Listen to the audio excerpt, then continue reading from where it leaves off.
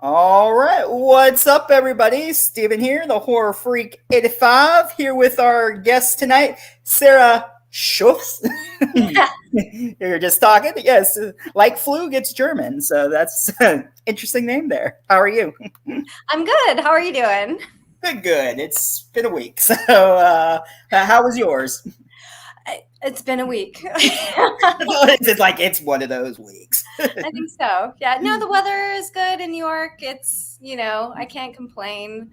I almost got ran over by a truck on my bike the other day, but I've gotten my road rage in, so I'm good at yelling at people Well, at more. least you're all right. I mean, I'm sure you heard of Bill Mosley. Like someone hit him, and he got a fractured rib, and he couldn't go to. I forget if it was Monster Mania or some other convention, but he's out of the No, I missed hospital now. that. Yeah, Oh, I guess I think the person was on a motorbike or something, and Bill likes to like hike and take walks and stuff, and someone just hit him and took off, and on a motorbike, they hit him. I think that's what I heard. Yeah, he had a Dude. fractured rib, and he was in the hospital, and he's posted pictures. He's out, but that takes time to recover from. So, it's Wow, not nice. Not nice. Steven's here, so yeah, he always comes in here. He's a big supporter, so I'm sure he would even love to help promote you. That's what he does. He has a Women of Darkness website, so Hi, he's cool. Steven. Let's see. He was. Oh. Oh, that's amazing. I've definitely texted the wrong people, but that's amazing, like doing it on a live. That's fantastic. Anything can happen live. I love it. I love it. Amazing. It's like, oh no, what's going to go on? There's no editing here. It's just raw.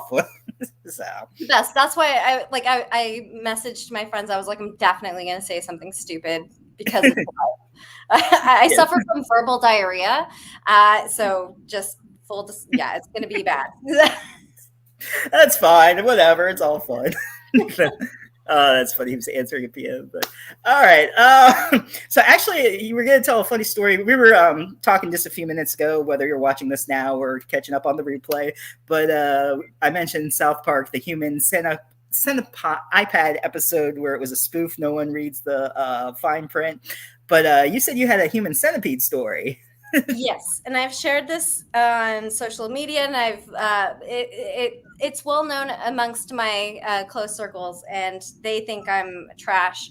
But my brother for April Fools was like, "What are we gonna do? What are we gonna do to the parents?" And I had recently just gotten. I knew that I was about to do another horror film, but it hadn't been announced. So I just did a vague post saying new horror film coming up, but I didn't say what it was. And so I told him that I was like, we could tell our parents that I was cast in the next Human Centipede as the caboose. And then my brother kind of like jumped in. He's just like, yeah, and we can like get him to watch it and tell him it's not all that bad. And they're like, oh, that's amazing. Would we like it? We're like, yes, you would. And so they were texting us both. We have group chats, and they're like, oh, and full disclosure, I've never seen the Human Centipede. And so my brother has, and he was just like, I'm texting. I was like, well, they're at this part. Is this? And he's like, oh shit, that's deep into the movie. And my mom's like, he's not very nice. And my mom, they're like, Leave It to Beaver, the cutesiest of parents. They're just like the sweet. They never would actively on their own watch the Human Centipede, and now they're watching the Human Centipede with the idea that their own daughter is going to be playing the caboose in the next one. So we got him to watch the entire movie, and then we eventually she's just like, my mom and dad were like, oh no, it's great. It was a fine movie. And that when they were so kind about it, that's when I kind of broke and I was like, I'm lying. We're lying. I'm not in this movie. It's fine. But yeah, that it's an ongoing joke now with the Human Centipede. So. Yeah. Well, they're like, wow, you're a terrible daughter. I've watched the first two, but the third one with all prisoners, I'm like, yeah, I don't think I can watch that one. No. I just knew the premise, and I'm like, I watch things and internalize them so much. I'm actually quite terrible at watching horror movies sometimes because I kind of like and like I feel all of it. And it's just like, and my husband is like, you do horror movies all of the time. What the fuck is wrong with you? Know it's fake. You know. And I'm just like, I can't. Well, you're not the first one to say like I can be in horror movies, but watching them, no. So I'm not that bad then. That's why Gary Booby Cripps said the first movie to go asked about was That's just it. Yeah. literally. Quite literally. Yeah. And they're sewn up, and like if he's like feed her, I'm like, oh my god. It's like I would not like. It's like not that I would want to be a part of it, but if I was, I'd want to be the head. I Thank would, you. You're just, I don't know what they were feeding them, but you were just getting fed and awkwardly, probably. it almost looked like some sort of like pudding and like medication to help her go to, and I to help. can't even deal with that. It was like, yeah, I'll leave it at that. But anyway, and then unless I say some laxatives or something to make them go to the bathroom. Really? You're like, why? You're like, okay, been a fun interview, bye. No, it's funny because now I'm feeling a little bit bad. I mean, I did making my parents watch it, but Yeah, you have no idea what you made your parents watch. That's why everyone thinks I'm a jerk. Oh my god, that's funny. At some point, I'm gonna have to watch it just to fully understand. And what's the second one is like it's real life, not really, but a real life where a guy is a fan of the movie of the first one, and he gets the girl from the first movie, and he wants to make a real life human centipede in real life. Oh no! Oh So, no! yeah. So it doesn't get any better. Nah, not really. Fantastic. I don't hear. I don't know what Steven was saying here. Asked something about a friend who was in the first two. Oh, maybe he's talking about. I forget the actress's name who was in the first two, but I think that's who he's talking about. Oh. But anyway, let's go talk about you some instead of some human centipede crap. Literally, So, if you want to tell us, like, where did you grow up and what was your inspiration? Any actors that influenced you or people? So I grew up in Ely, Nevada, which is like a 4 stoplight town. They have a fully functioning red light district still. At one point, they had more red light districts than stoplights, I believe, when I lived there. And it's in the middle of nowhere. It's on the loneliest highway in Nevada, so very middle of nowhere. And I got cast in one play, ended up it was the only thing I was good at. And so I kind of like steamrolled into theater, became the drama club president, thespian society, Shakespeare, all of the things. And I was shy. That changed it to where I was no longer shy. And I decided that I wanted to move to New York because I lived close to Vegas and LA wasn't my jam, because they say that New York will punch, like LA will stab you in the back, New York will punch you in the face. And I prefer being punched in the face. New Yorkers are very honest, and I appreciate that. And that's also where I found a really incredible independent horror film community, which has been like the gift that keeps on giving since I found my first film, and it kind of just snowballed into film after film after film after film. And yeah, I feel like every actor should do at least one horror movie, at least one, because the people it's just the best community in the entire world. So It really is, yeah. it really is. People don't understand. They really don't understand. It's because I've grown up in my career within the horror community. Everyone has always talked about it being so backstabbing and so competitive, and everyone is out for everyone else. And I've never experienced that. It has never been my experience. The entire time I've been within the film industry, I feel like all of the other horror actresses that I've worked with have been nothing but supportive. I was with up for a best actress thing with Heather Drew, who's done a lot of other horror things or within the same community, and we literally were just like, I hope it's you, I hope it's you. Like it's just such a kind, supportive community. And I don't know what else everyone else is experiencing, but that's not been my experience with the horror community. So which is a good thing. Steve said that he loved you in Dark Tales from Channel X. It's his first film of yours, but definitely not his last. Thank you. Yay! I know a couple of things on Tubi that people can check out. If not, it's always better getting the physical copies, but if you can't, check it out. Gut is on there. Yes. I didn't get a chance to watch it, which I'm probably going to watch it after the show. Back Road is on there. And Dark Channel X. Did I say that right? Yeah. Tales from Dark. Well, whatever. Yeah. Yeah.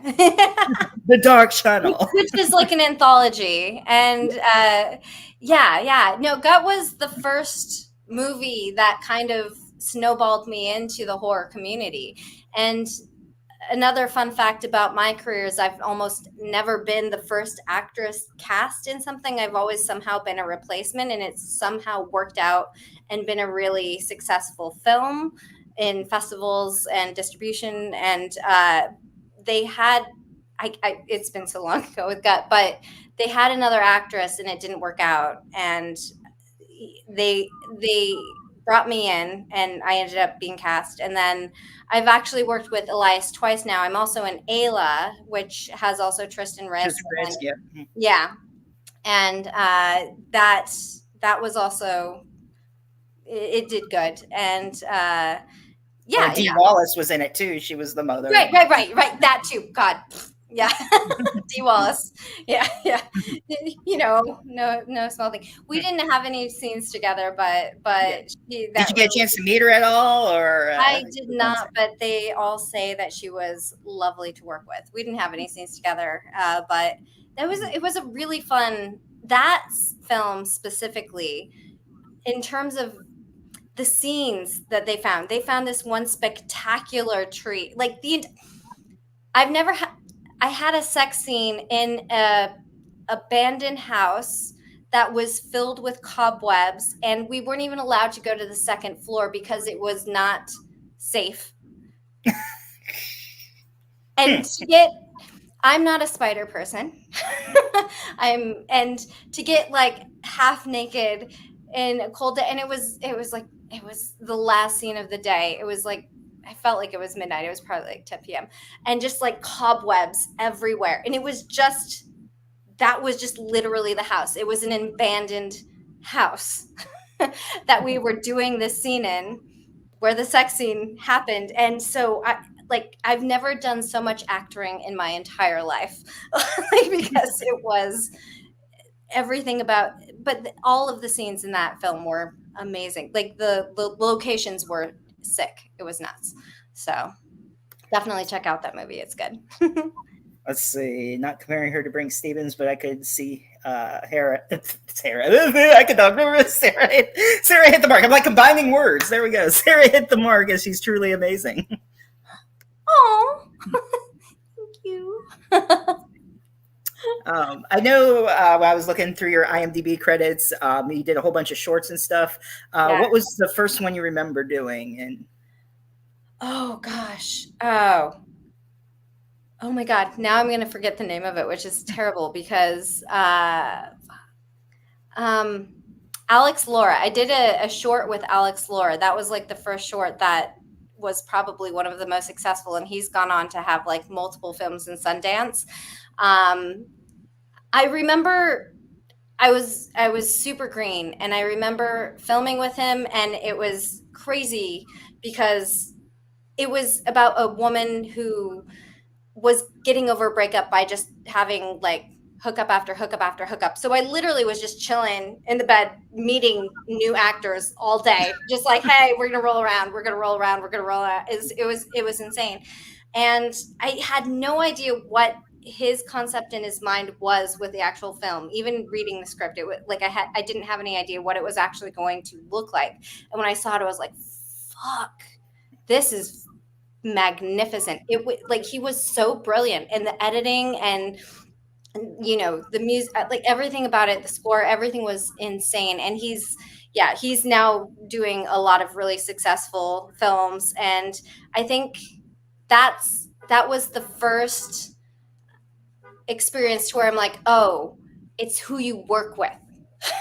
Hang on to the people that are talented, because like, and I've always said this as an actor, is that you can be the best actor ever, and it only relies on the editing, the direction, the sound, everything. It relies on everything else. It doesn't matter. You are a small part in a giant machine in terms of what will make you look good or look terribly bad. And seeing that film and what he did with was it was magical. And it wasn't a horror movie. It was just a girl going through a bad breakup, but it drove home what it is to work with genuinely talented people. So, and I've been lucky. I've been very, very lucky. Lucky people attract other, or not lucky people, talented people attract other talented people, I feel. And I've been lucky to work within a very talented group of people who hang out with other talented groups of people. And that's gotten me more work. So, You've done multiple movies, but when you first started out and you read the script, your first sex scene, what were your thoughts on that? Or were you a little nervous doing that? Or how is that for an actress? I was terrified, but I also have worked full time as a art model or figure model. So I've been publicly nude a lot. I've also worked at End Times Productions, where we did a fully nude holiday show. Which Merry Christmas. Right. Yeah, it's hard to that's a whole other thing that we could venture into. But yeah, so nudity wasn't something that I wasn't used to. I was already used to it. The sex part was different. And it's interesting because like, and I've done a lot of sex. I'm on porn sites. I'm on porn sites with fake sex, which is hilarious. It's not real sex, but I'm on so many. If anyone else is an actor watching this, do Google alerts with your name, because it will be the gift that keeps on giving. Because Wow. I've been notified of so many porn sites that I am on. And you're like, no. And they research you too. It's hilarious. And but so I was terrified, but now it's kind of, it's not a big deal now. But I remember the bigger thing that was scarier to me was the movie Meme, where it was a sex scene, but I had to have a full-blown orgasm on camera, to where like I had to like fake an orgasm, and that was like terrifying to me, because normally it was just like sex and you didn't have to like When Harry Met Sally, right. And I was just like, oh, like, and that's what gave me so much stress. And so the first take was inaccurate. If you're a woman, inaccurate. Like within like 5 seconds, I was like, ah, and there was like, no. And then the guy, he was actually really great. Shavantha, he who, by the way, I just went to see Furiosa. He was in Furiosa, like a tiny little part, but I was just like, anyway, random. Oh, that's cool. That's like, the Mad Max one, right? Huh? Mad Max or something. Furiosa, is that the Mad Max or something? Or, right. Yeah. Yeah. He had a tiny little part in that. But he kind of like kept not working with me, but like, he was just like, he was not going, he was giving me enough that I need to do to like not freak out and be insane, to where like it worked out well. And then it made it much more realistic. And then afterwards, I reached out, like I was speaking to him after. I was like, thank you so much. Like, you kind of like helped me in terms of just being there present with me in the scene and not like making me freak out. And he was just like, oh yeah, no, that was my first sex scene. I'm like, fuck you, dude. Like, what? How did you do it so calmly and so like but he was much more natural, and then I ended up kind of like acclimating to his, you know, chill, I guess, if that makes sense. So, yeah, faking an orgasm is awkward as fuck, but just sex scenes in general, it's more. Ayla was really difficult. That was probably the most difficult sex scene I've ever had to do, because if you watch it, like nobody, people will just watch it and it just looks like sex. But like it's getting, staying with the camera, fully ripping each other's clothes off at the same time. I was walking backwards, making out, pulling clothes off, but then there was points when we were fully naked, but also making sure that our modesty pouches were not being seen, and we were rotating, doing all the things. And it's a dance. It's, people see sex scenes and they don't realize how choreographed and non-sexy it is. It's a lot of fucking work. It's so much work. And that sex scene specifically was one of the most difficult scenes I've ever had to do, sex scene wise. And it wasn't sexy at all. They never are. People think they are, but they're not. and it's very specific, if you will. So Are there any movies that you're proud of or think are underrated or that people should see? I did a short recently that it's called Cameo, that I'm really proud of. I don't know if it's available publicly, but I can provide the link to anyone who would like to see it. But it's a proof of concept for a feature that we're hopefully going to shoot. But I'm probably most proud of that, and it's I don't know. I've never dug into a role to where I was just so excited. It was basically, you don't know if the woman's being um, kind of like corrupted by ghosts, or if she's having a mental breakdown. And that seems to be a lot of my work, is just people just having like psychotic episodes or just like breaking down mentally. But that's also why horror is such a giant umbrella of things, kind of like Gut is a man who gets obsessed with something that eventually kind of ruins his life. There's horror involved, there's murders involved, but it's it could also just be someone just getting really, you know, too obsessed with something and having some sort of a psychotic break. Multiple people having psychotic breaks, I guess. So Oh, not just one. yeah. So, like the shorts that you've done, are they on YouTube or a link or page we can go to check them all out? Because I see there's like some shorts, Dutch, uh, Rome Spring Awakening. Let's see what else we got here. The Search, stuff like that. They're kind of all over the place, I think, just basically on their own. I've tried to, if they are available, I've tried to add them on my website, but I've kind of fallen behind as of late.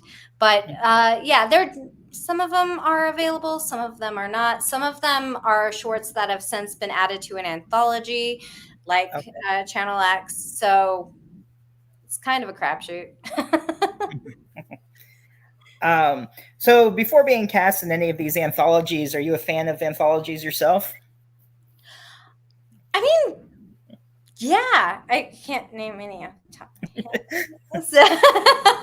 But I like, How about Tales from the Dark Side? That was a good movie. Have you seen sure. that? Yeah, Yeah. sure. Yeah. Okay. You're supposed to say yes, but I can't Yeah, edit. It's live. Too late. I know.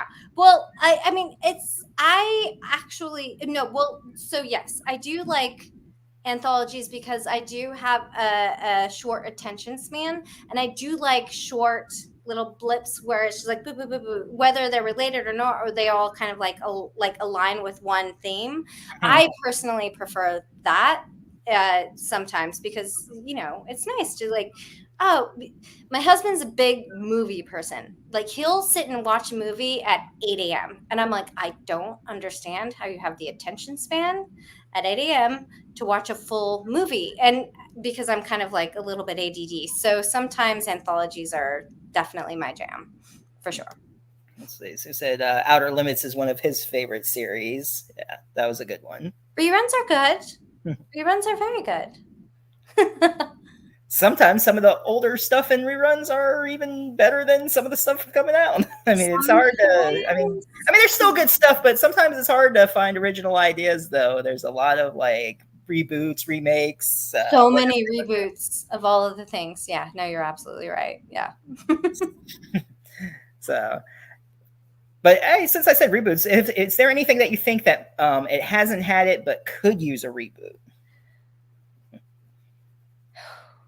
Oh, ooh, that's a hard question. Well, my brain just goes to things that I love so much, and I'm like, what was it? Oh, fuck. What am I thinking of? Oh shit. The witches. What is the one with the four women? The Craft. The Craft. They're saying that they're about to reboot that, and I'm just like, do you that? They actually did. It was they did another Craft. And I'm just like, I'm upset. It was they had David Duchovny was in it, and did you see it? Yeah. Oh wait, where is it? Oh, because is it? It's not going to be as good. I mean, it's okay, but I mean, if you're expecting but what's interesting, I won't spoil it. Reboot something. You gotta. There's actually something I won't spoil it for you, but there is one character that's sort of connected to someone in the first one. Something happens, and they do mention someone from the Craft. I'll just leave it at that. But okay. So there is a connection. A small one, but yeah. But of course, you can't beat Nev Campbell and all of them, and so they were great. Like, I mean. So yeah, reboot. Yeah, it's tough. It's tough, and that's what I think about. Like, there's probably some movies that were done terribly, like but yeah. Let me see what Steven's saying here. He'll watch a horror movie till his friends die in the film, but to me, I'll also say till the end. Oh, okay, yeah, because well, that's good on you. That's good. Yeah, a lot of people die in movies. So. Yeah. Steven will see me die in a couple movies. I've done some movies with Will Colazzo, Julianne Prescott, and Mark Polonius. So I got some interesting death scenes myself. Death scenes are fun, though. What do you think? You like dying in movies? I've died so many times. So I find that I'm starting to murder people more the older I get. When I was young, I was dying all of the time. But I've had some spectacular murder scenes. I've been beaten to death with an old style clock radio. I've been gutted. I've been hit by cars. I mean, I've lost track of how many times I've died. I've been choked multiple times. I've jumped off of a building, but that could have been the witch making me do it. I don't know. It's fun. I've had Beatrice Sniper. She's an amazing FX artist, but we had the eye thing, the contacts where I couldn't see anything. I was blind. Oh no, it wasn't the contacts. She like fully fucking covered my eyes with like makeup. I had like no eyes. And I was like half naked doing this like zombie dance. Like, that wasn't really a death scene, but also definitely a torture scene, I guess you could say, or possessed. Yeah. I've been a part of so much FX makeup. And it's so much fun. And I always, my rule is to always ride the cab home in full makeup. See people's reactions. New Yorkers don't give a fuck. They don't bat an eye. They're just like, is this your stop? Yes, thank you. I had to go to the airport after Cheerleader Elimination and Axe Grinder 7, and I still had Blake clothes, but we had filmed it right before I went to the airport. So I'm like bloody going to the airport. I'm like, I'm fine. Like a couple people did. I mean, most people didn't notice I was walking fast, but like the stewardess and stuff, they're like, are you okay? I'm like, I'm fine. I just got off a movie set. I had to come straight here. I didn't even have time to. It's so funny. They're just like looking at me like I'm nuts. They're like, okay, that's cool.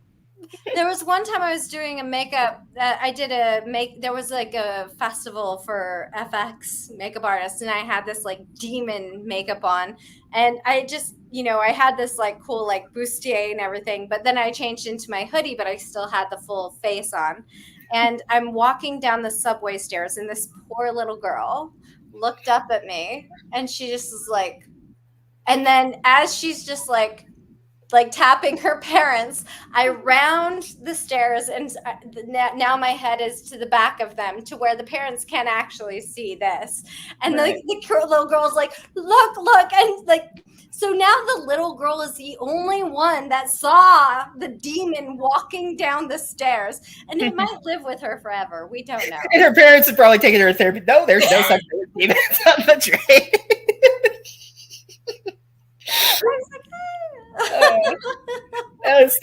Steven said if they reboot Urban Legend with a bigger budget, he sees you being casted in it. Do you know a guy? It's like, let's say some ideas here. It's like we've on past shows come up with so many ideas and stuff for movies. It's like I gotta hurry up and just like lay claim to it or something because someone's gonna take these ideas. It's true. Like, that's true. We're just gonna come in there. Yeah. He said if he was a little kid and saw Sarah in makeup, I'd take her and say, "Take me to your leader." It would be Beatrice. She would do him up too. It's fun being out in the public.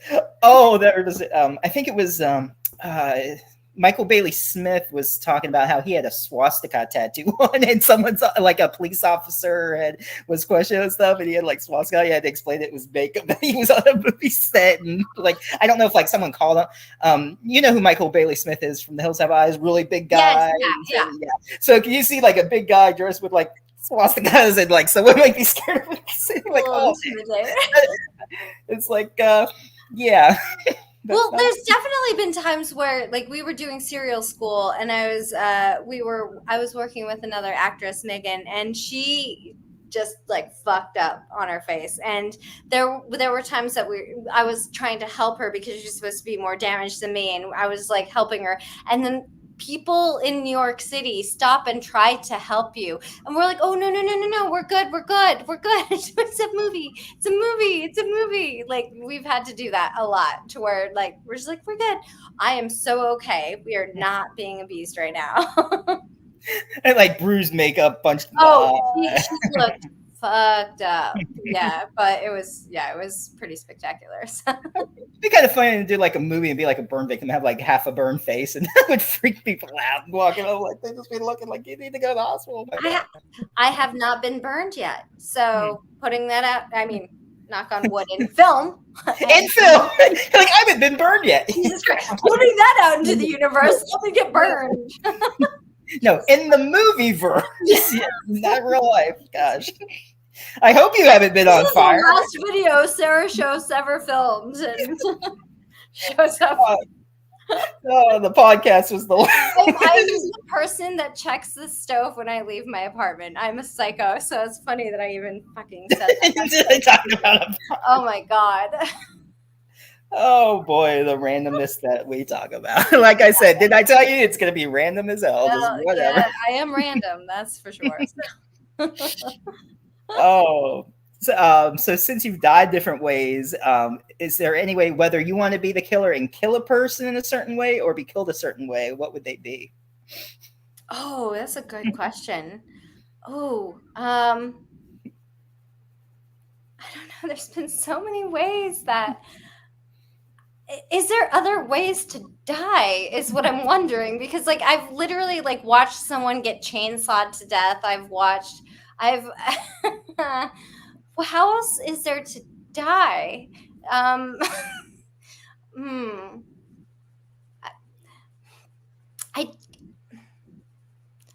start naming them off and I'll tell you if I haven't experienced it in a movie. Oh, you don't want to know my mind. I can think of I actually. What's the worst way? I want to know what in your mind. What's the worst? Hopefully, no one takes. I've told this to Kane, and it's kind of ironic because Steven just said that since we were talking about fire, he said, "Oh, I can see in the newsflash working to be the female Kane Hodder because Kane Hodder actually stuntman. That's why he wears those gloves, because he got burned. Yeah. And actually, this leads up to, I actually told Kane Hodder this, and he, okay. So I had an idea for a movie. I want to do it 3 parts. I still haven't gone back and written. I started writing the first one a little bit. About a killer cannibalistic who was raised in a cannibalistic family, and then he's gonna like work in restaurants, and like the first one will be about him, the second one will be about his brother, and then the third one like kind of like a return, kind of like so Right. And I want to be the boss that's like a total asshole to him. And I told Kane that I go, you'd be perfect for the the adult version of him and everything. And so just before we close the restaurant and everything, or the restaurant's closing, and I go, yeah, get your lazy ass before you go, clean the grill. So then he's going to pick me up, shove me on the side of the grill, burning my face, and be like, yeah, I'll clean the grill when I'm done cooking, you motherfucker. Then lift me up, fasten me through any knives, hanging stuff that's down, and throw ketchup on my face, peel off the skin and eat it. And then take the spatula, and shove it in my throat, almost half decapitating me. That's how it killed me. And he's, as I'm telling him this, he's just like, you're a sick motherfucker. and I'm thinking, dude, but I'm thinking of all the ways he's killed people, that's a compliment. That's actually a huge compliment. And also, I mean, that checks. That's very good. I would not have thought to peel off the skin, use it from me, and yeah. So, yeah. I mean, yeah, no, I can't beat that. You win. And then with the spatula, such force, just crushing blood back there. Yeah. It's like, come on, I'm getting burned, stabbed. Come on. Exactly. Hey, I was talking about getting my burn makeup. There we go. There's my burn makeup. Yeah. But I want to ask a question to you. What got you into horror? Because what makes you so good at thinking of stuff like that? Where did you get to that point? I want to know. I'm just a sick motherfucker, like Kate said. Let's see. Well, when I was younger and stuff, like I didn't really watch many horror movies. I wasn't really allowed to technically, but I tried it. I'd watch Tales from the Crypt with my dad and stuff, and I always liked Are You Afraid of the Dark and all that. And oh yeah, here we go. Yeah, pretty much. Oh yeah, you want to watch tonight's show? Hi, Maggie. But yeah, I just like going to the video stores. I always liked the covers and everything, and I just when I saw Monster Squad when that came out and everything, I was probably like a young teen. I had Dracula, Frankenstein, all that. I've always liked creatures and Are You Afraid of the Dark? And then once I hit 17 and stuff, on my birthday, it's funny. I saw Red Dragon was out the year I was 17, and I went to see it by myself. But actually, my mom did take me and my cousins to see I Know What You Did Last Summer. That was a good one. So, I saw some stuff, So, I mean, because I'm, I was mature and stuff, whatever. But it just wasn't always a horror. Like, my mom didn't really like horror. But I got her into Devil's Rejects. So that's funny, though. She did like Devil's Rejects, which is weird because I don't like horror movies. Right. But yeah, the girl was talking on the phone. And I went to, I already had my ID out. And then she's like, did you just say Red Dragon? That's art. Like, just gave me an attitude. Then she looked at it and she goes, oh, happy birthday. Like, she like changed like that. I'm thinking, okay, weird. Like, I know. But yeah, just anything. And then watched more and more and Scream and just so many movies. I mean, and I like 80s movies too. Gremlins was always a good one. Fun fact about Gremlin. Can I tell you one stupid thing about and it's not even a horror movie, but it's a very the shortest of this. Maybe not a horror movie, but maybe I guess it could be now that I think about it. Considered was there was a movie I did back when I was super green and just getting into it, and there was. I come home and I was asking old grandpa, and I was just like, oh, where's Megan, my baby that grandpa was supposed to be watching? And he's like, oh, she's in the crib. And then I go into the crib and there's a Hot Pocket. And then I go back to Grandpa. I was like, Grandpa, why is there a Hot Pocket in the crib? And all of a sudden you see the microwave is like beep, beep. And there's just like blood splurting on the microwave. And it goes, Hot Pockets. and the baby was in the microwave. But they used the screen from Gremlins in that short little film, When and it blew up in the market. Yeah.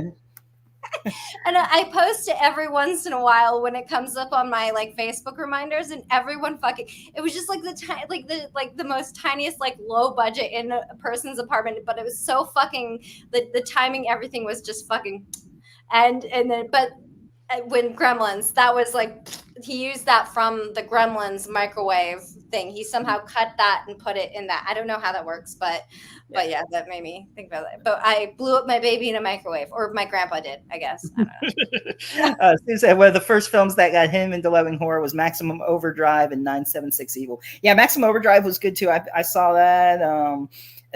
And yeah, I read Stephen King books, and so yeah. Are there ever horror movies that people bring up to you that you don't know? Because like there's definitely like just like now, like I don't know a lot of horror. Like, are there times, because you are you know all things horror, like are there times where people bring up horror movies and you're like, I have no idea what you're talking about? I mean, there might be some. I'm not saying like I know every single horror movie, but I mean I know a lot. So, But it's rare though. Like you, most of the time you know what people are talking about.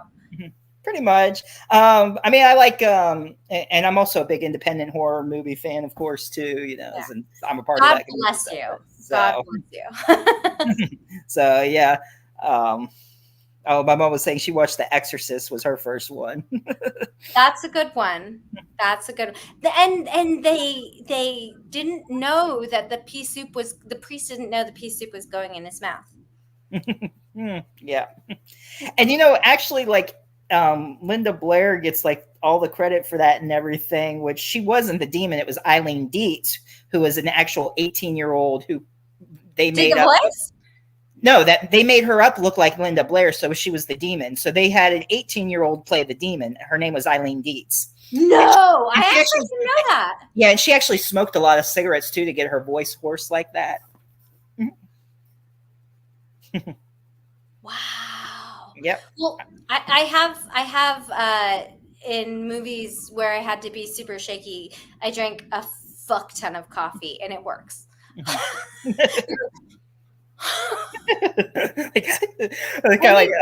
it cheating, call it what you will. An actor's got an act. I'm a method actor. Okay. I mean, that's about as close as I've gotten to method. Oh no, but like with Cameo, it was about being schizophrenic. Did you know that there's a thing, a video, or not video, an audio of someone who's been schizophrenic that has created an actual audio to where you can understand what it's like to be schizophrenic? And so basically, I just drank a fuck ton of coffee, and every time we cut, I would just sit in a corner with headphones, surround sound, listening to this audio of voices. So technically, we were listening to the voice of the voices. The voice of the voices. Yeah. It was not healthy. I didn't sleep well that night. But I got the most Best Actress noms I've had in a while. So there's that. That's right. Yeah. Steven said that Eileen was the one that did this split pea soup scene. Yeah. Oh. So yeah. Well, plus, I mean, they weren't gonna have like, how old was Linda Blair? Was she at like 12 or something? I forget. But of course, remember the scene with the cross too when she's like, "Fuck me, fuck yeah." I don't think they would have a little girl. Was never Linda Blair. No. Not the demon, just the beginning scene, and I guess when she went to the bathroom, like, you know, that was all her, like where you see Linda Blair, but once she hit the demon, that was Eileen Dietz. Oh my god. I am learning this for the first time, and I feel lied to. You're like, my whole life is a lie. I mean, well, you know, wouldn't be the first time. Well, one of your many multiple personality lies, right? Like, oh, right. okay. Yeah. But yeah, I was gonna say the movie Gut and Infers. Is it Infers or Infer? How do you say it? It is Infers. That's what I was thinking. Infers. Yeah. It sounds weird. Yeah, that's a Wild Eye one. I know that. have like almost over 300 Wild Eye movies, and that's one of them. I collect all the Okay. Wild Eye movies. Yeah, and there's actually a whole bunch of Wild Eye movies on Tubi too, but that's a whole nother thing. But one of them is In Fears and stuff.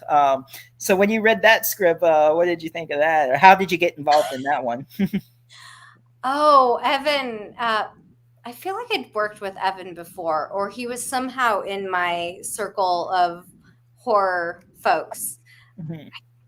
It's been so long ago since I've done it. I'm actually working with them on the 16th actually to do another. We're wrapping up the final day of another movie that we are working on with a bunch of people in that movie actually. I don't know how I fell into it, but again, one of those scripts you cannot fully fathom what it's going to look like. Reading the script, there's no way you can actually like grasp what it's going to look like once you finally see it. And when I saw it, I was like, fantastic! Holy shit! Yeah, I played like a crackhead, which was fun. Yeah. Like, it was really fun having him like just the fight. Oh god, yeah, the fight scene and him like not fight scene, but like him throwing me out and him just like grabbing me and I'm like ah! But yeah, just like this nasty crackhead, he was just like, oh yeah, no, these are all the herpes on your face, and Yeah, there's on your I was face. like, cool.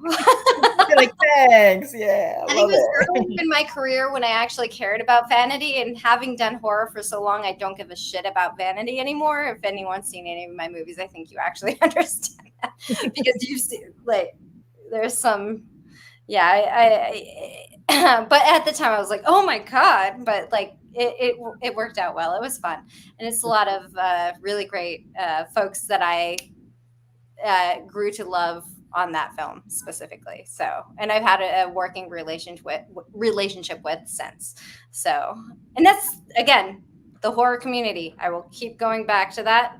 Well, there's a lot of movies that actually cast a lot of the same people. You see a lot of the same people in the movies. It's a great circle of actors and actresses and directors. Everybody who's talented and working together. So It yeah. really is. Yeah, yeah. No, it's a good group of people, and it's nothing but a party. Every single they're all psychopaths. So Aren't we all though? It's just like, yeah. well, Yeah, but you that's kind of nice. have to be in this business. It's like, Right. The professional psychopaths. I'm a professional. What do you do for a living? I'm a professional psychopath. Listen, Yeah. like, what? uh, let's see if there's any other questions. Looks like they were talking about some movies or something there between themselves. All right. Let's see. There was something else I was going to say. Oh, and you were talking about being thrown around that movie. In movies, you do your own all the physical stunts, or how is it when you have to do stuff like that? Is there a lot of choreographing prior to it? It depends. With the Ayla scene, that was definitely like very highly choreographed. Uh, yeah, with excuse me, like anything that has to do with like knives, like with Cameo, we had fake knives, real knives when you weren't actively stabbing people, but then people are very careful about any real knife being on set if you're on a professional set, obviously. Um, I'm trying to think of like murder scenes that, but yeah, like the stabbing, and it has just as much to do with like camera and everything else when the murder scenes, because yes, like making sure it looks real. There were times like I've been punched a bunch, and I've realized I'm not as good at doing that. I need to get better at it. But it also has to do with camera angle as well in terms of getting punched. Yeah. But yeah, it's I'm sorry, I'm gonna grab some more. But like, I think it depends on how difficult the scene is. But it's almost always camera, I think. So Mhm. Yeah, that was a good movie. Steve mentioned the movie Song of Solomon. I don't know if you've ever seen that or not. That was a good one. yeah. Let's see. I've lost my train of thought again. Every time I look over, I'm like, thank you. It's like, um, I was going to ask you something about the anthology. Oh, what scares you? What scares me? Since yeah, Oh, I have really intrusive thoughts all the time. So I feel like nothing scares me and everything scares me at the same time. So like I bike a lot. So I have dumbass thoughts to where I'll be walking down the stairs with my bike and I'll think about the back tire of my bike bouncing on one of the stairs, like plummeting me forward to in like hitting the pillar on the going down the stairs, and then just like impaling my face. Like I have like the most insane. This is why I've never watched Final Destination, is because I have it's all that's real stuff. just fucking there all of the fucking time. Literally every day, all the time. To where it doesn't even shock me anymore. Like I used to be like, what? Like, and now I'm just like, okay, like I'm so used to it at this point. Like I think about I ride the New York City subway, and I've had just chilling listening to a fucking NPR podcast, and a thought pops into my mind that the train passing by catches my backpack and I get skinned alive in the like narrow thing between the train and the wall. Or it's just dumb shit that my brain, and I'm sure this is a lot of people have intrusive thoughts. It's not so much jumping, like when you're on the edge and you jump off, but like dumb shit happening to you at any, like I should write horror with all of the shit that pops into my mind. And I guess that, but it doesn't scare me because it's been happening in my brain for so fucking long that I don't know. And I don't know why. Again, leave it to Beaver upbringing, and maybe that's what it is. I don't know. I don't.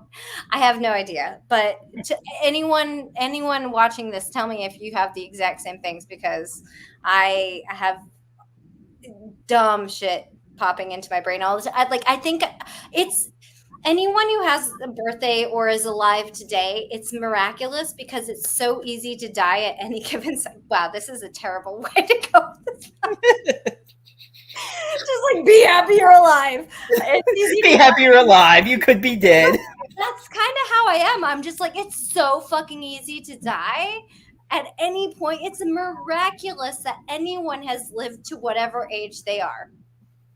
Full Well, stop. it's not on anymore, but you can watch them on YouTube and see clips. There was a show called A Thousand Ways to Die. Oh, I don't need to watch that. It's here. It's all here. I avoid those because I don't need to plant any seeds that are already there. I mean, some of the stuff on there is just crazy though. Like people actually die. Like they changed the name. They're Dying like, and elephant shit. I know that one. That one sticks out to me. Are you talking about like Darwin Awards? no, wait, who died in elephant shit? Someone gave I mean, maybe it's fake now. I learned this young. Maybe this stemmed my whole like fucked up brain. But I know that the story is that someone gave someone an elephant, and not an enema, but like assistance to poop, and then they died in a pile of elephant shit. They suffocated in a pile of elephant shit. It may have, now how you mentioned it, I think I heard something like that, whether it's true or not. But I don't know. It could be fake. I don't know. But I've always known it to be true from a very young age. So no, they had like one. A peeping tom was through the window watching someone, and it came loose, went down, and snapped his neck while he was watching. Broke his neck. I mean, it's kind of not really, but sort of like karma, whatever. But I mean, and then there was I see it was a good show. It tells you what could happen. And then there's these teenagers were so stupid. I don't even know what gave them the idea. They got like bull ants, like big red bull ants, and they snorted them. Wait, what did they snort? They thought it'd be funny to snort bull ants, and it was what the is real. bull? I don't even know what bull ants is. Like it was either fire ants or bull. Well, bull ants are like the bigger ones. They're bigger than fire ants. And Fire ants. Oh, So they're like, it might have been fire ants or bull ants or whatever, but they looked big and they thought it'd be funny to snort them. So they snore them. And then once they snore them inside, the ants, they're still alive. They're like biting the inside of them, made them swell up so they couldn't breathe. There was a woman, and this wasn't even dumb ways to die. I mean, it is a dumb way to die, but not her fault. A high wind picked up, and a piece of like giant plyboard took a woman out, and she died. Yeah. And I'm like, you could just die randomly. Struck by lightning, whatever, anything. So I'm very grateful to, like, I don't know why I bike in New York City, because that's fucking dumb as shit. But it's, I'm still alive today. We're good. Woohoo! Well, we're all gonna go, whatever. At some point. So like, God, there was something else with the not 1,000 ways to die. What was I gonna say? There was this one. You were planting so many seeds in my head right before I go to bed. Yeah, you're welcome. Oh, it was fire ants. Okay, it's on Pluto TV. Steve just told me it was fire ants. I can't remember if it was bull ants or fire ants. But... Fire ants. Yeah, that's just. I don't know. I mean, I don't even know what. 1,000 Ways to Die, or was that whatchamacallit, the thing, Dumb Ways to Die? It's probably both. It should be both. No, this one guy, he didn't know. He went to like someplace to see like a dominatrix or whatever, and they put him in a leather outfit and ball, and the ball was in his mouth, and he was allergic to the leather suit, and he didn't know it. And so since he had the ball in his mouth, he couldn't say anything, so he like couldn't breathe and swelled up, and he died while he was there. And she didn't know because he couldn't say anything or safe word or say he couldn't breathe. So she thought he was just being a bitch. Oh yeah. No, that's a terrible way. Or I mean, it's not funny, but depending, it could have been the best way to go. Who knows? No, actually, no. Okay, I guess there could be a best way that's better. Well, not really better, but there was a couple who got married and they never had sex. They were both virgins and they overexerted themselves and they had heart attacks and died on their honeymoon.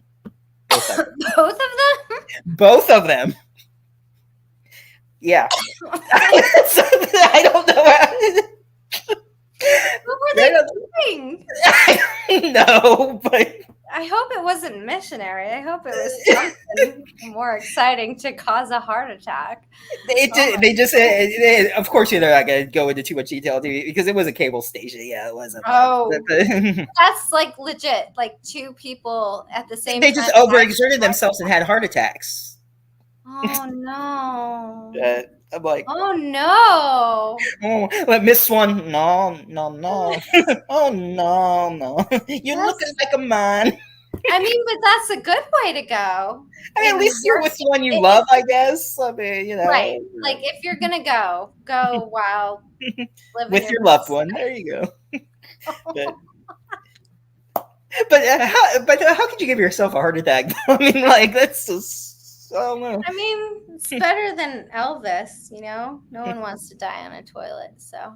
But is he really dead? There's this I forget his name, Bob something. There's like this guy. The guy that looks like Elvis. Like and sings that old guy, yeah.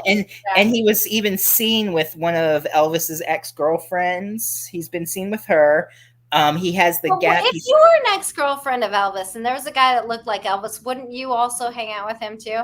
I would, personally.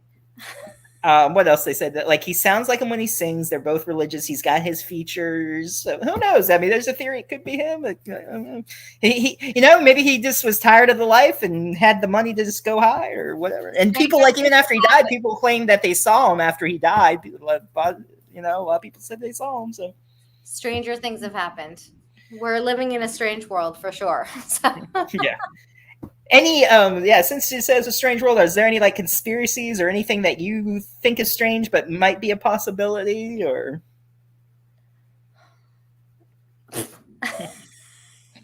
none that I dare to say? Do it. Okay, fine. And I'm not actually fully on. This is so stupid. So it's only my husband that said it. And he was just like, why haven't we made it to the moon since? I was just like, with all of the new technology? I'm like, that's a great question. I don't know. I'm not that invested, but I'm also like, why is it so hard to get back to the moon? We did it in the 60s. I'm not saying we didn't do it. Yeah. I'm Well, just there's actually some people who think the moon landing is fake. I mean, I would say it is. that's the only conspiracy, and it's not even a conspiracy theory that I'm like actively. It's just one that when my husband's like, why haven't we made it back there with all of the technology? Why do we barely make it above the Earth's surface? And why is it such a big to do with all these billionaires and we haven't actually made it back to the moon? And I'm like, and we did it in the 60s, and I'm like, that's a valid question. It's like, I don't know why. It's like, why is it like it's so hard to get back to the moon? We have so much more technology. Again, I'm not saying that we haven't made it to the moon. I'm just saying. Just saying. Why haven't we made it back as easily with all of the technology that we have? I think it's a little delayed, but my mom was saying, were they 80 about the couple in there? No, they weren't. It was a young couple. I forget how old they said. I'll have to watch that episode again. I don't even know what episode it was, but I'm sure I can find it. Oh. Well, what else is there? I'm sure you heard about Avril Lavigne. Like they think it's that other girl, Melissa, that died and replaced her. Right. I mean, she was definitely my generation. I haven't followed enough to know whether or not. Yeah. I can't. Well, I've seen I don't know the whole thing. Like I'm not all into it, but I've seen how they compare different things and the way she sounds and her look. And then there's like a mole that she doesn't have certain markings. She sounds different. Her face, so like they showed like stuff that's different between the two, and right. How her music. And the girl, whoever before was her standing there or whatever, I think her name was Melissa or whatever, did look like her, do stuff with her and all that, or replace or do all that. And then they think that she totally replaced her later on. But then what happened to Avril Lavigne? Are they just saying that she's not alive? She just, I don't know that, you know how on YouTube they say unalived herself or something. I don't know. But the music. But why would they go so much out of their way when she doesn't? Because supposedly the record labels the record labels were greedy and didn't want her. They still wanted to make money, so they used her. And I don't know. Well, I think people with lots of money in these, they'll do a lot of shit. So, I mean, look at how good P. Diddy is doing right now. So. And there's a lot of weird stuff too, and of course, I'm sure you've heard of the 27 Club. All the famous artists who have died at 27 and making the deal with the devil and all that, or supposedly for fame. And yeah. There's some interesting stuff. I forget what singer it was, but they someone was saying, "Oh, it's just because of withdrawals or whatever." What's her name? Amy Winehouse. Yes, and what's his name is doing the same thing. They were doing the same thing, the exact same, but it was the exact same movement though. It wasn't just similar. It was yeah. They're like, is this a sign that I don't know. I mean, it didn't look healthy. But it was weird how it was the exact same movements though, if you compared it though, to where they were doing the this and whatever it was. Yeah. Oh, yeah. There's some weird stuff, unexplained, supernatural.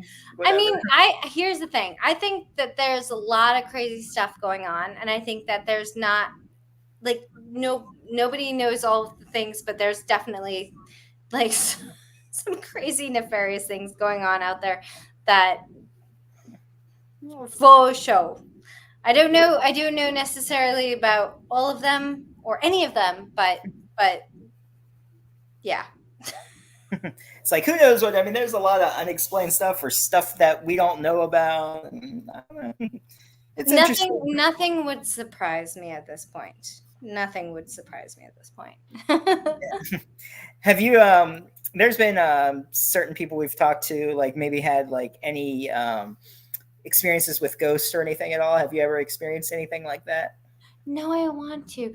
Wait, so well, I filmed a movie Infernum in Ely, and we actually have an uh, old style locomotive train engine that works in my hometown of Ely, Nevada, and it's Mhm. literally called the Ghost Train. And um, we did this thing where we are trying to like find ghosts, and we did the stupid app, and it was funny. But like, there was a point, and I guess maybe this is the only experience I've ever had, but we all sat. No, this wasn't even. Oh, that's funny because this wasn't when we were doing that film.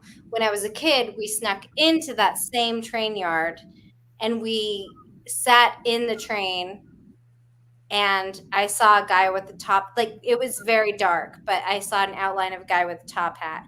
And it's like when you like shake your eyes and you're like, no, no, no, there's no one there. There's like the story. Sorry to interrupt, but there's like stories of like people who have seen like a ghost in a top hat or something in a top hat. Like you're not the first one to Oh, see. really? Yeah. Like if you, and I think there might be a meaning to that too, or supposed to be. I don't know. Like later, if you get a chance, Google top hat apparition or top hat Oh ghost. my There's God. I forget what it means, but there's been like stories of people who've seen a top hat. It's interesting because it was when I was a kid, like I mean like college age, like 19, 20 years old, and we snuck into the train yard. We should not have been there, but it was like, and Ely, Nevada, like there's no lights. It's not like New York City. It's like pitch black. So you have to like go in, and the only light you have is like the moonlight shining in. And so I definitely remember sitting there and being like, oh, like just and you know when something catches the corner of your eye, because I wasn't even looking for it and it caught the corner of my eye,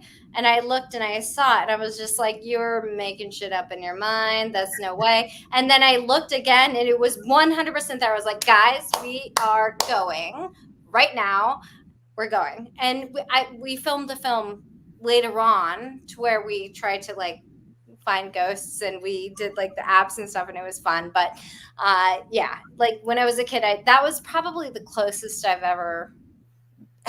I just found out. I looked up. It's called Hat Man. Here's some from Oh my God, Monster Wiki. It says did I see Hat Man? the Hat Man acts like a ghost and is almost always seen just standing up. This form can simply fade until the witness no longer sees it and he has. was he was in a seat, he was not standing. Oh, he wasn't standing. Okay. And maybe not. I don't know, but that's just what that said. Wearing a trench. Did he wear a trench coat? No, I just saw the silhouette of a man sitting, like if he were I sitting don't know if in you'll be able to a see on train. that, but that's what supposedly Hat Man Oh looked no, he was like more of like a top hat, like a man just sitting, like an old school man sitting on a train going to a stop back in the, I don't fucking know, I 20s. was gonna say that'd be cool if it was Hat Man, but no. Okay. If it was that big of a hat, I would have probably been running more because I feel like that's even scarier for some. It was just like a little hat, like a guy sitting in his little train seat going to his stop, but it was not of this time period. It was definitely of a different time period, and he definitely did not exist in that time Yeah. I was there chilling on So a train as a child, trying to find ghosts.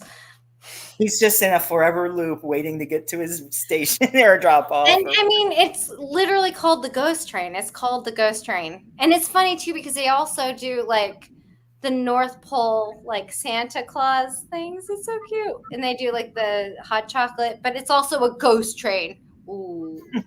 So it's uh, it it's the double, ghost of Christmas past. double. Maybe they should do that. Since it's haunted, I'm like, hello, yeah, might as well do that. They're missing their calling. Yeah. That's fun. I will let them know. What's any set that you can remember? Any bloopers or anything funny that you can share? Oh God. Bloopers. I don't.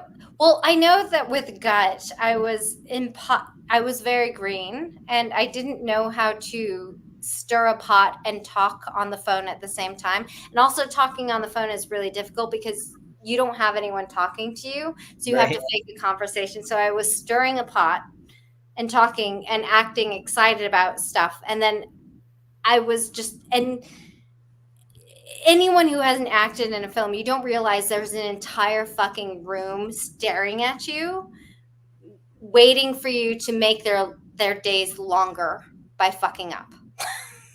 So, like, if you fuck up, their day is longer. So you just need to just like do the take and make it better and be done. And I just kept fucking up over and over and over again. And Elias eventually came up to me. He's just like, so maybe not stir and just talk on the phone. Well, he was trying to work with me and it wasn't working. And I finally just like, don't stir, just talk on the phone. I was like, great. And so that's like in gut, you eventually see I stop stirring and I just talk on the phone. And because I was just so green and scared that that was the most times I've fucked up a scene. I've also fucked up scenes when I had to speak Spanish and Japanese in the same scene, and that was really embarrassing too. And I'm just not good at that. I'm not good at speaking different languages in films. And yeah, they were very graceful with me with that as well. But yeah, yeah, and I think it's pretty much it from what I can think about. Super fuck ups. Like you fuck up scenes all the time.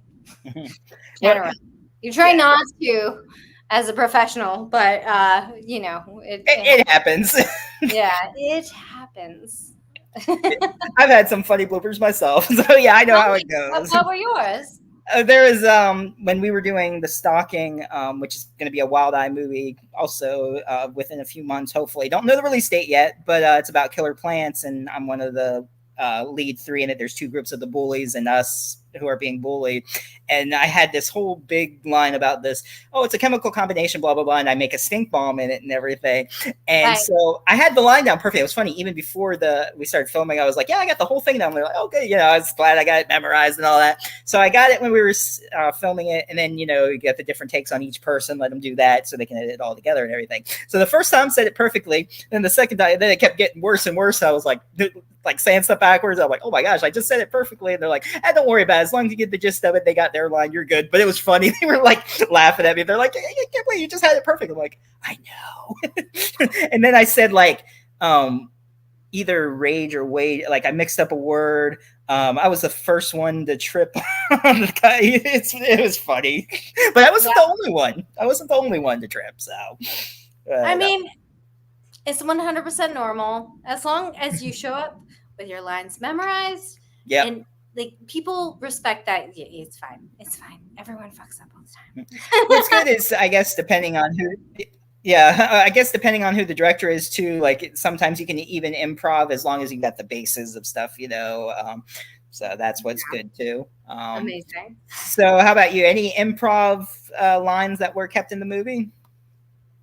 Ooh, probably, but maybe not. I can't. Not that I can think of. I would love to take credit for any of it, but no, I don't. Just, I'm the one thing I am not is a writer. I am not a writer. I am not that smart. I wish I could because I have a lot of actor friends who actually can write their own stuff and create their own content. No. So I guess that answers the question. Would you like to write a script and do your own movie? I guess not, since you just. If I were, I would rely on people who actually knew how to write scripts, but I would base it on my previous dating history in New York City because it's spectacular. But otherwise, no. Yeah. I'm trying to see what this question is. I guess he was asking something about the audition process, or could you do what Caroline Williams did for Texas Chainsaw Massacre 2? But I'm not sure what did she do for 2, Steven? Steven, what did she do for Chainsaw Massacre 2?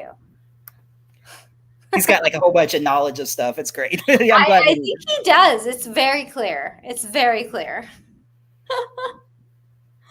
And if it can help me out, then I will take that on and do it myself. I might use it too if it's. I mean, hey, if it got her Texas Chainsaw too, like I. Oh, she barricaded herself in the audition. I cannot talk tonight. Audition room. Wow. Well, I have not barricaded myself in an audition room. And actually, like most auditions now are remote. Yeah, They're tape. they're on like, thank you COVID, I guess. Yeah. So since you brought that up, how was it during COVID?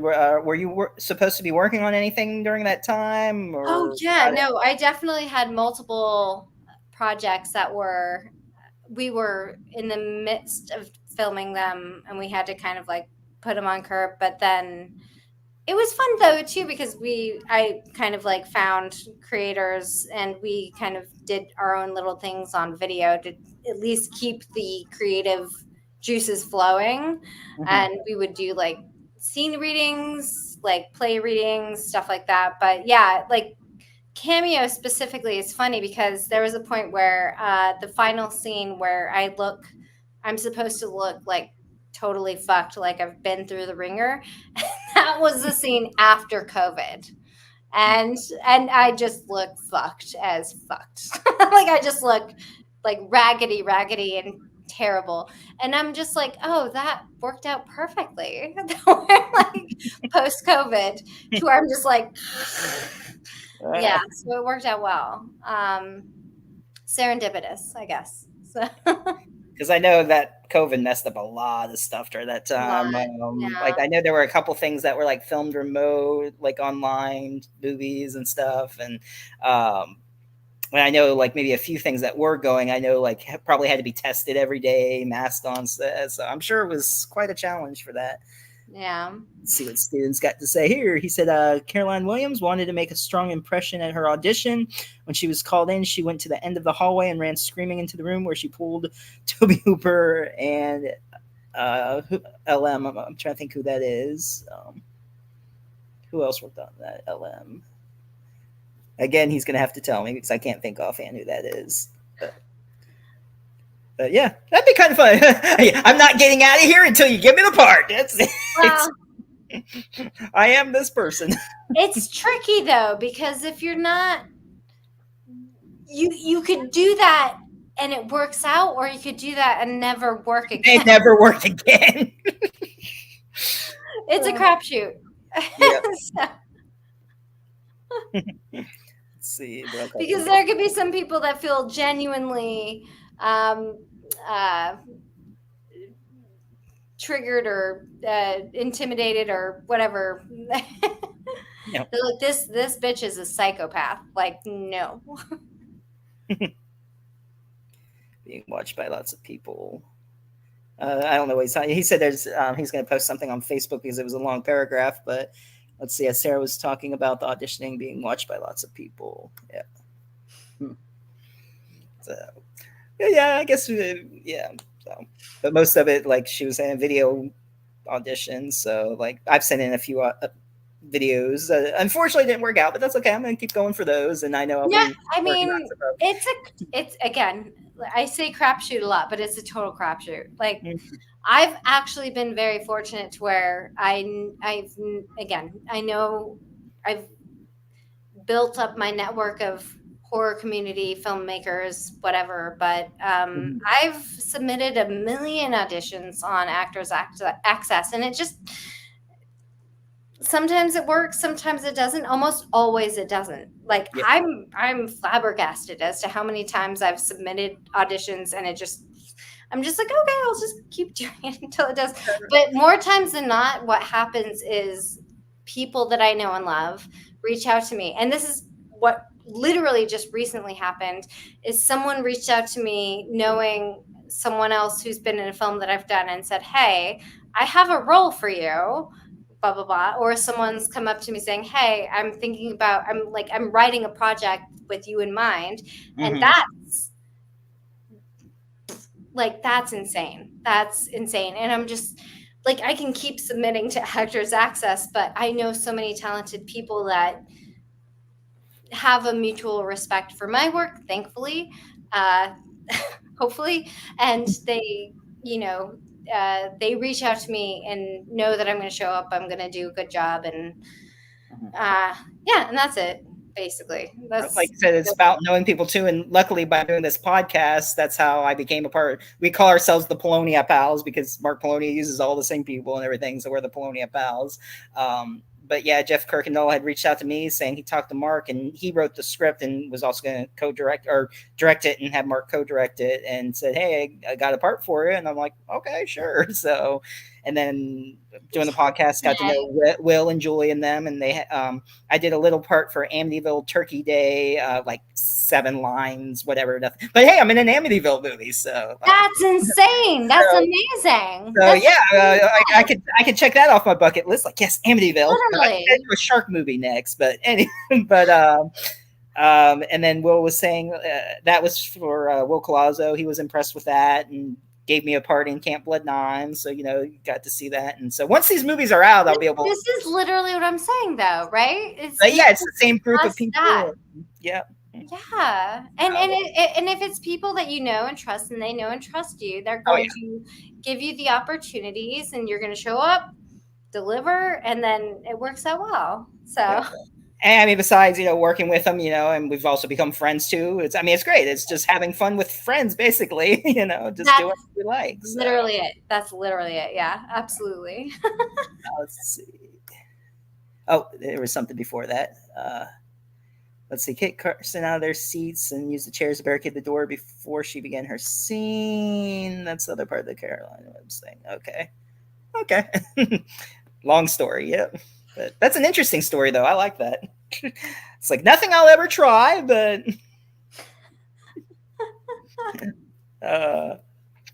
have you done any conventions or would like to do any conventions anywhere?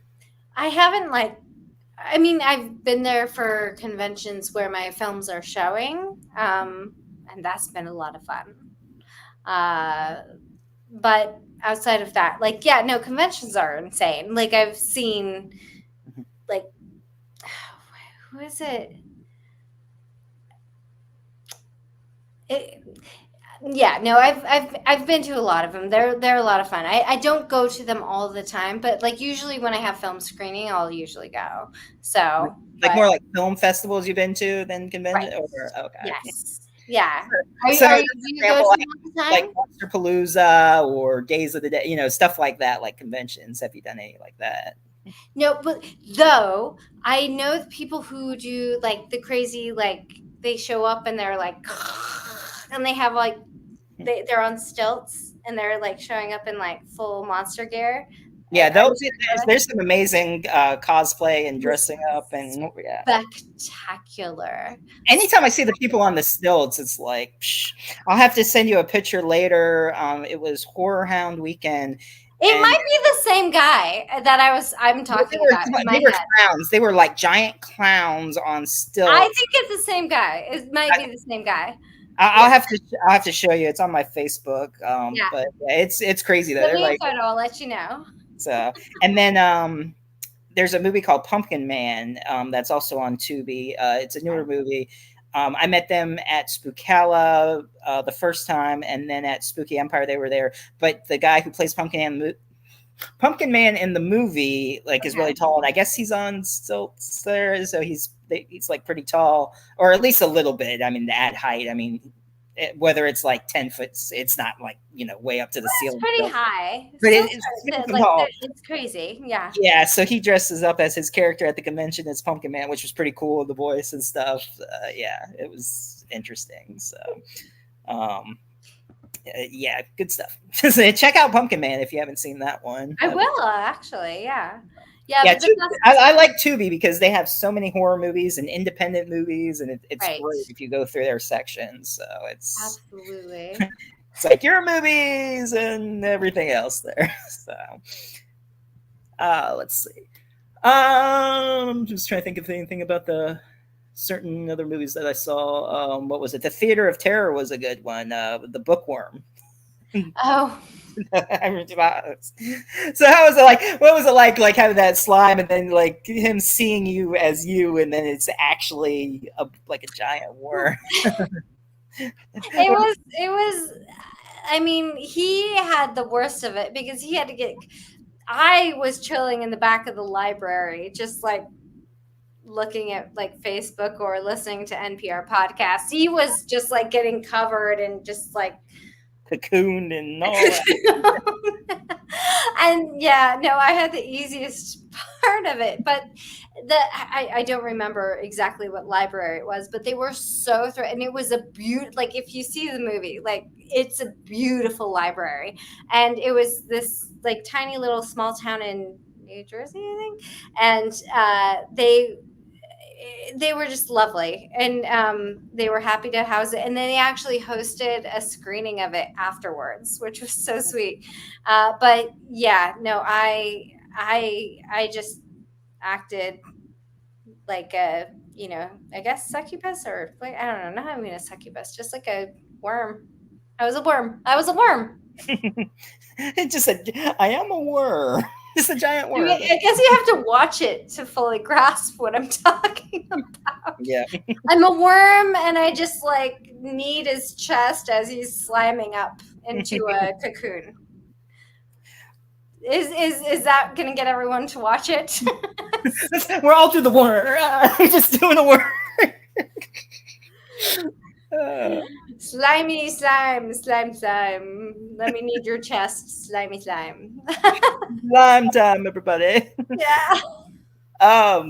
Let's see. We're coming up an hour and 25 minutes. So I got one last question. You can either stick around if you want, or we can wrap it up. It's up to you. Oh wow. I mean, I'm just saying it's been over almost an hour and a half. I mean, we could stay on and talk more, but I didn't know if you wanted to continue or wrap it up. Or Oh no, we could. I have.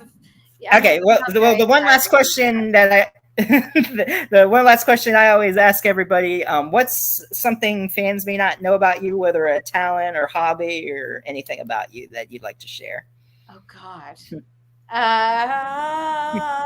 Talent or hobby? I can do. So stupid. I can do the Jeopardy theme song with like clicks on my tongue. Hey, well, that can actually be demonstrated. Well, I think of a question. I don't know if it'll like. Tell me if it doesn't sound like it at all, because in my head it sounds like it. It could just sound. Hey, why should it just be in your head and we're just all like, okay, go ahead. My gosh. Okay. Oh Jesus Christ. Okay.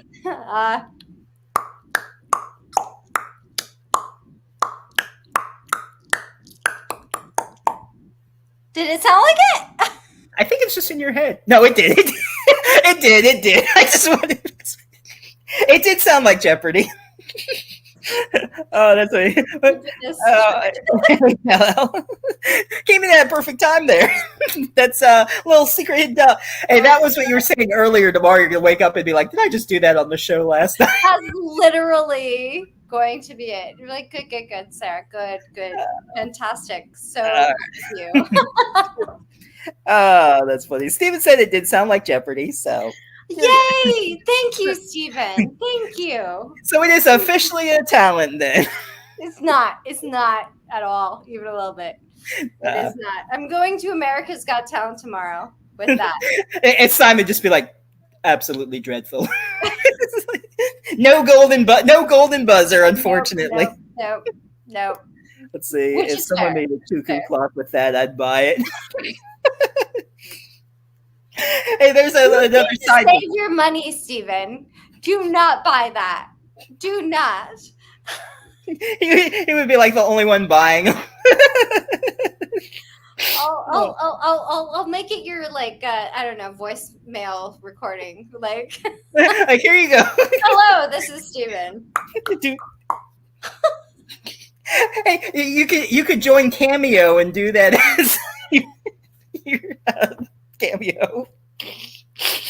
Well, if Sarah did his ringtone for me, he'd take the ringtone. I'll do it, Steven. I'll do it. I don't know how to do your ringtone. I don't know how. Like they always say it on like, wait, don't tell me. I don't know if anyone's an NPR person, but like they're like, "Oh, record your ringtone." Oh, that's funny. Hi, Maggie. Good meeting you. It was nice meeting you too, virtually. Let's see. I'll try to get her to. Oh, I don't know. Say he'll try to get you to Texas. Yeah, come to Texas Nightmare. That'd be fun. No, that's a good convention. Texas Frightmare. That's another one I've been to. So, Yeah.